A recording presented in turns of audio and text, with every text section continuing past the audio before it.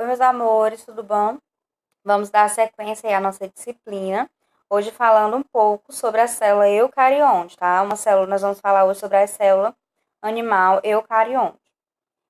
A célula animal é do tipo eucarionte, né? Ou seja, esta célula possui um núcleo delimitado por um sistema de membranas, que é conhecido como membrana nuclear eucarioteca, nitidamente separado do citoplasma. Então, o que vai diferenciar, o que vai tornar essa célula animal eucarionte, vai ser essa membrana aqui, ó, que vai estar separando, né, que vai estar aqui, ó, limitando esse núcleo do citoplasma, tá? Vai estar separando. Na célula animal eucariótica existem três tipos de componentes básicos, que vai ser a membrana, o citoplasma e o núcleo.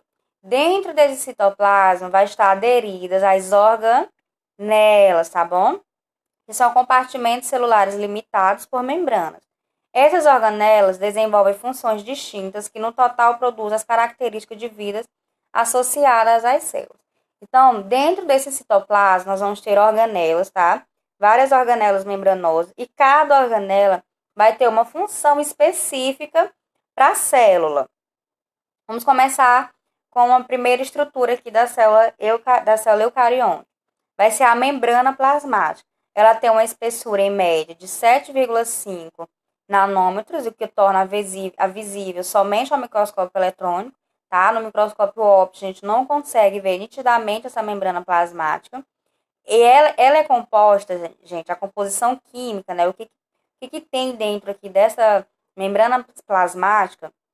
Ela contém 75% de proteínas e 25% de gorduras, tá? De gordura, que ela é conhecida, ela é chamada de lipoproteica, tá? 75% de proteína e 25% de gorduras, tá?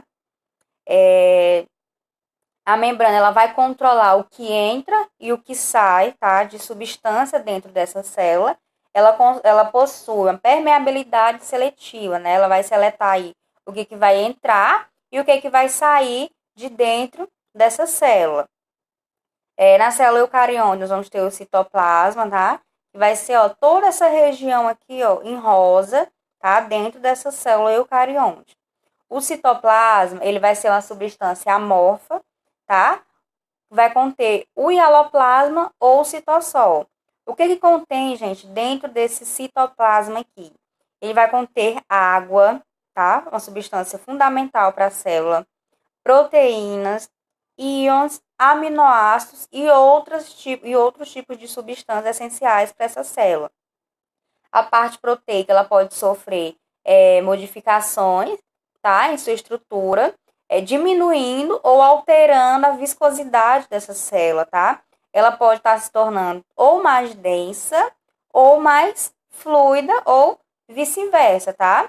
Então, o citoplasma, vocês precisam saber basicamente disso, tá? Da composição do citoplasma. Qual é a função do citoplasma? A função do citoplasma é dar aderência a essas organelas, né? Abrigar essas organelas. E do que ele é formado? Água, proteínas, íons, sais minerais, aminoácidos e outras substâncias. O núcleo, né? Qual é a função do núcleo? Qual é a importância do núcleo? Gente, todas as funções celulares, tá? Todas as funções das células tem uma organela responsável, tem uma pessoa responsável. Quem é responsável pelo controle de todas as funções celulares vai ser quem? Vai ser o núcleo, né? Como se o núcleo mandasse na célula. Ele é a maior parte das células do nosso corpo, possui um único núcleo. Só que as células que não vão possuir núcleos, tá? São os glóbulos vermelhos maduros, tá? Quando os glóbulos vermelhos eles chegam na sua idade madura, eles vão estar perdendo esses núcleos. E outras que vão possuir vários núcleos, como por exemplo, as células musculares esqueléticas.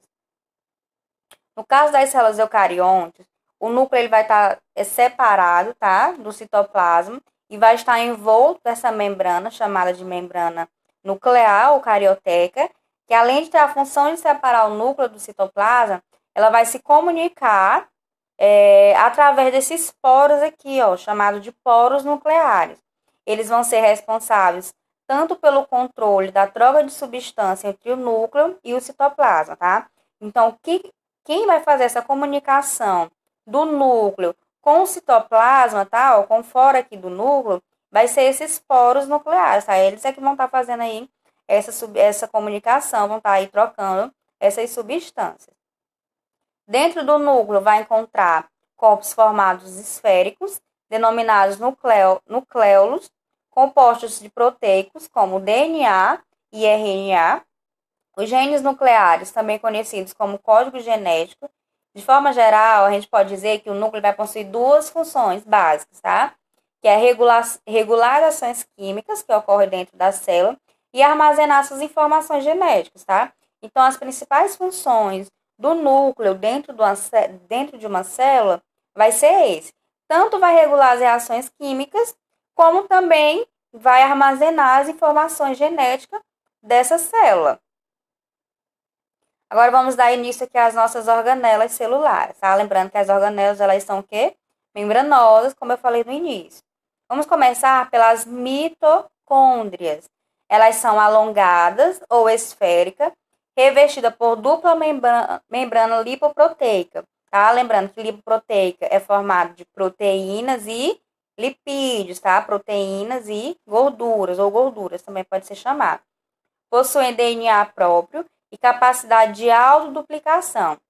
São bastante numerosas, principalmente em células onde se precisa de muita energia, que é no caso das células nervosas, tá? E as células do nosso coração.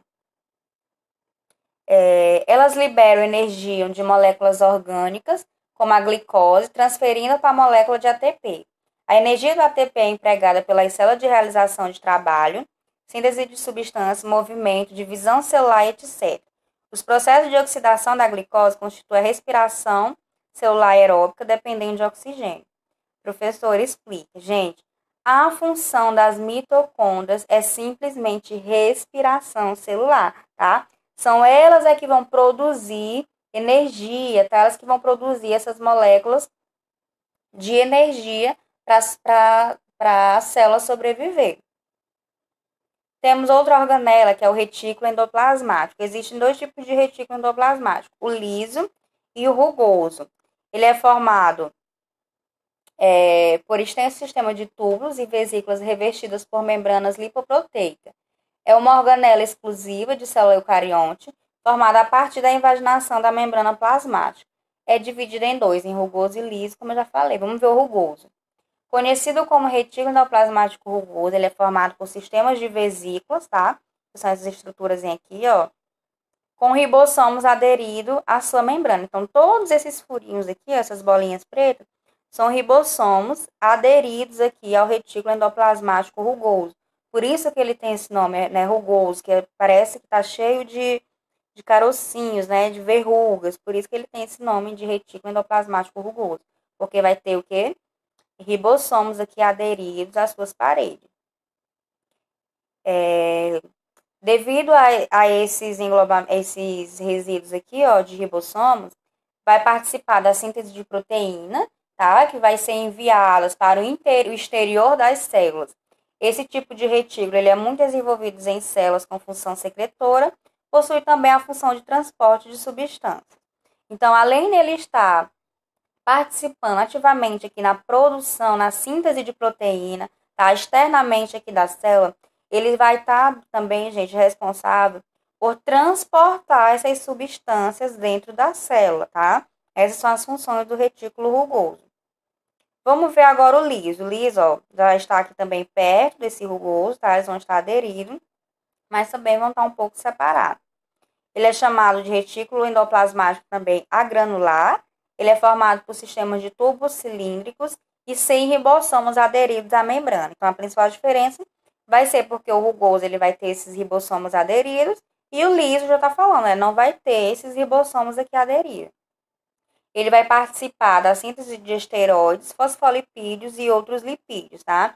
Então, ele vai estar participando principalmente, tá? Na produção de hormônios e na produção também de gordura e de outros lipídios. Organelas celulares. Estamos falando aqui do liso ainda, né? Das principais funções é a desintoxicação do organismo, atuando na degradação do álcool ingerido em bebidas alcoólicas, assim como a degradação de medicamentos ingeridos pelo organismo como antibiótico e substâncias anestésicas, tá? Então, o retículo endoplasmático liso, ele vai estar, a principal função dele é a desintoxicação do organismo. Vamos falar agora dessa outra organela aqui, que é o complexo de Golgi. Situa-se próximo do núcleo e ele é formado por esses sacos achatados de vesículas.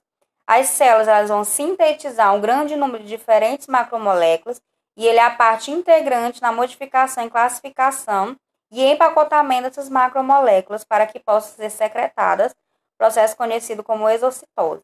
O complexo de Golgi ele vai ter a função, gente, de secretar, tá? De guardar essas macromoléculas que são produzidas dentro da célula, como se ele estivesse guardando essas macromoléculas para quando a célula precisar, o complexo de Golgi ir lá e soltar essas macromoléculas.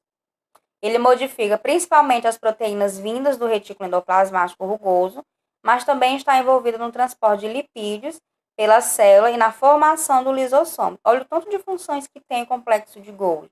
Além dele secretar essas macromoléculas, ele também, vai estar envolvido no transporte desses lipídios, né, transporte de gordura, e também na formação do lisossomo. Dessa forma, o complexo de Golgi pode ser comparado a uma central de correios, na qual os pacotes são enviados a diferentes destinos no interior da célula. Então, também ele vai ter essa função, além dele guardar essas macromoléculas, também vai ter essa função de transportar, né, de distribuir essas moléculas no interior da célula. Temos os lisossomos, que vão ser pequenas vesículas esféricas cheias de enzimas digestivas. Com origem no complexo de Golgi, os lisossomos são as organelas responsáveis pela digestão intracelular, tá? Então, a principal função dos lisossomos vai ser a digestão intracelular. E eles têm origem lá no complexo de Golgi, que é essa estrutura aqui, essa organela que eu falei para vocês anteriormente.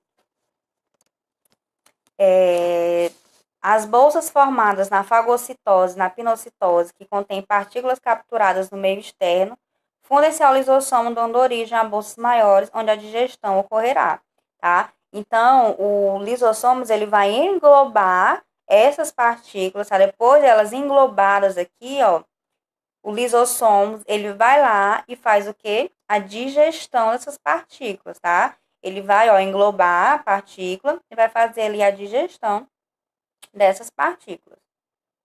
Temos os peroxomos, ou microcorpos também eles são conhecidos. São pequenas vesículas que eles vão ter enzimas oxidativas, possuem também quase toda a catalase da célula, enzima que degrada a água oxigenada.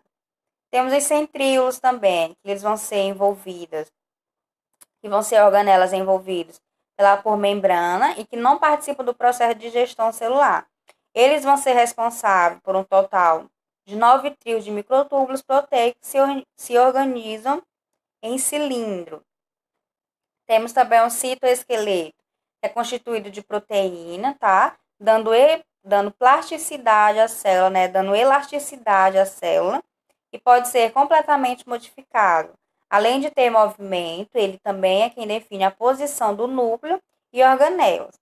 É uma rede intricada de filamentos proteicos, tá? Então, tudo isso aqui, vai ser proteínas que vai estar ligando aí esse citoesqueleto, tá, gente? Então, aqui, encerrando a nossa aula de célula animal, tá? Espero que vocês gostem.